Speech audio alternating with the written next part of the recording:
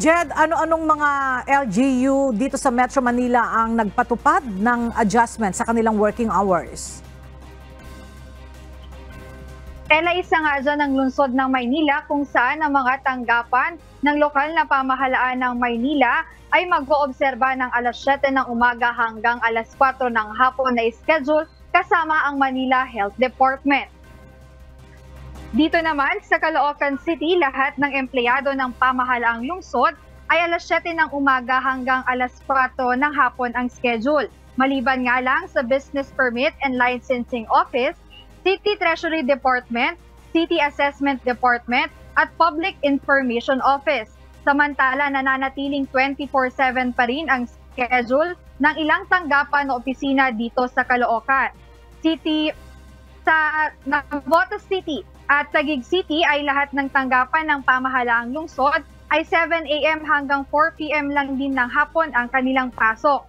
Sa Quezon City ay ganun din, ngunit may ibang mga opisina na mag-e-extend hanggang alas 5 ng hapon. Ang mga nasa frontline offices naman ng Pasay City ELA ay hanggang alas 5 ng hapon hanggang Hunyo 30, 2024. Ngunit simula ngayong araw ELA ay 7 to 4 na rin ang pasok ng kanilang mga tanggapan.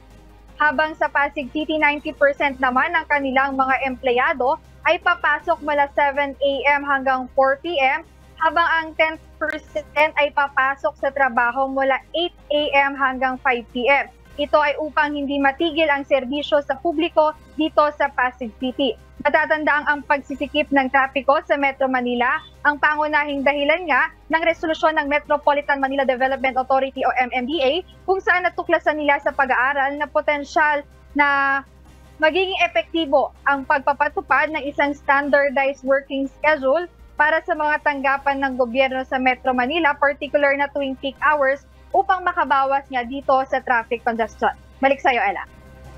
Alright, maraming salamat, Jed Neresina.